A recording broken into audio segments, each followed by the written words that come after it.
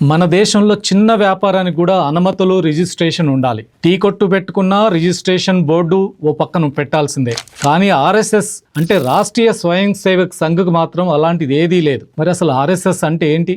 అదొక రాజకీయ పార్టీనా, ఒక ఎన్జిఓనా, లేక ఏదైనా ట్రస్టా? అంటే అది ఏది కాదట. వీటిలో ఏ కేటగిరీకి చెందదట. జస్ట్ కొందరు వ్యక్తుల సమూహంగా మాత్రమే పనిచేస్తాం కాబట్టి అలాంటి గుర్తింపు మాత్రమే ఉంటుందట. అంతేకాదు ఆదాయ పన్ను కూడా ఉండదట. కానీ ఈ సంస్థకి దేశ విదేశాల్లో 88,000 పైచీలకు శాఖలు, 40 లక్షల పైగా స్వయం సేవకులు అంటే సభ్యులు ఇంత పెద్ద సంఖ్యలో ఉంటారు. మరి ఇలాంటి సంస్థ నడవడానికి నిధులు ఎలా వస్తున్నాయి, ఎక్కడి నుంచి అందుతున్నాయి, వాటిని ఎలా ఖర్చు చేస్తున్నారు, ఇవన్నీ తెలియాలి కదా. వచ్చేది పోయేదంతా చట్ట ప్రకారం ఉండాలి. అలా ఉందో లేదో పరిశీలన ఉండాలి. కానీ ఆర్ఎస్ఎస్ మేము అన్నిటికీ అతీతులం అంటోంది. దీనికి ఇప్పుడు కర్ణాటక ప్రభుత్వం చెక్ పెడుతుంది. ఇంతకాలం ఎలా ఉన్నా అనవసరం, ఇప్పుడు మాత్రం రిజిస్ట్రేషన్ తప్పనిసరి అంటోంది. ఆర్ఎస్ఎస్ తమ ఆస్తులు, ఆదాయ పన్ను వివరాలు ఇవ్వాలంటూ కర్ణాటక మంత్రి ప్రియాంక ఖర్గే లేఖ రాశారు. ఆయన ఆర్ఎస్ఎస్ కు రాసిన లేఖలో ఈ 8 అంశాలకు సమాధానం ఇవ్వాలని అడిగాడు. 1. ఆర్ఎస్ఎస్ లీగల్ స్టేటస్ ఏమిటి, సంస్థాగత నిర్మాణం ఎలా ఉందో చెప్పమన్నాడు. 2.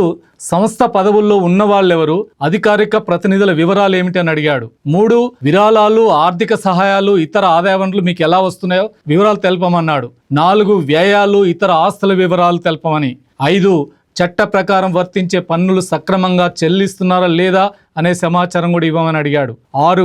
అధికారికంగా నమోదు లేకుండానే సంస్థ కార్యకలాపాలు నిర్వహించడానికి ఉన్న చట్టపరమైన ఆధారాలు ఏమిటో తెలపమన్నాడు. 7. ప్రజల ముందు జవాబుదారుతనం లేకుండానే ఇంత విస్తృత స్థాయిలో కార్యకలాపాలు నిర్వహించే హక్కు ఎలా వచ్చిందో చెప్పే రాజ్యాంగపరమైన మరియు చట్టబద్ధమైన ఆధారాలు ఏమిటో ఇవ్వమని అడిగాడు. 8. ప్రజా కార్యక్రమాలు, ర్యాలీలు, మార్చిలు, భారీ సభలు, ఇతర కార్యక్రమాలకు సంబంధించిన అనుమతుల గురించి వివరాలు కావాలని కోరాడు. కర్ణాటక మంత్రి అడిగిన ప్రశ్నలు చాలా క్లియర్గా ఉన్నాయి. ఏ సంస్థ అయినా చట్టానికి అతీతం కాదు. కానీ ఆర్ఎస్ఎస్ చీఫ్ మోహన్ భగవత్ మాత్రం మేం 100 ఏళ్లుగా రిజిస్ట్రేషన్ లేకుండా నడుపుతున్నాం, ఇక ముందు కూడా అలాగే ఉంటాం అంటున్నాడు. పైగా దేశం రిజిస్టర్డ్ కానివి చాలానే ఉన్నాయి, హిందూ ధర్మం కూడా అలాంటిదే అంటాడు. దీనికి ప్రముఖ లాయర్ కపిల్ సిబల్ సూటిగా కౌంటర్ ఇచ్చారు. హిందూ ధర్మం ఆర్ఎస్ఎస్ ఒకటి కాదు. హిందూ మతానికి 1000 ఏళ్ల చరిత్ర ఉంది, ఆర్ఎస్ఎస్ 100 ఏళ్ల చరిత్ర మాత్రమే ఉంది. ఆర్ఎస్ఎస్ మేము హిందూ మతాన్ని ప్రచారం చేస్తాం అంటుంది, కానీ అది కేవలం బీజేపీ కోసం పనిచేస్తుందని కపిల్ సిబల్ స్పష్టంగా చెప్పారు. సిబిఐ మాజీ డైరెక్టర్ నాగేశ్వరరావు కూడా ఆర్ఎస్ఎస్ను ప్రశ్నించారు. రిజిస్ట్రేషన్కి ఆర్ఎస్ఎస్ భయపడుతున్నదంటే ఏం దాస్తున్నారని చెప్పి నిలదీశారు. మీకు సిఐఏకున్న సంబంధాలు బయటపడతాయనే భయమా, లేక మీ మనీ లాండరింగ్, హవాలా కనెక్షన్స్ బట్టబయలవుతాయనేటువంటి భయమా అని సిబిఐ డైరెక్టర్ ప్రశ్నించారు. అంతేకాదు ఇల్లీగల్ యాక్టివిటీస్లో ఉన్నవాళ్ళు, ఫ్రాడ్ చేసిన వాళ్ళు, నేరగాళ్ళు మాత్రమే రిజిస్ట్రేషన్ భయపడతారు. నిజానికి మన దేశంలో ఎన్జిఓలు, సొసైటీలు, మతపరమైన సంస్థల, కంపెనీలు ఏవైనా తమ వివరాలు వెల్లడించాల్సిందే.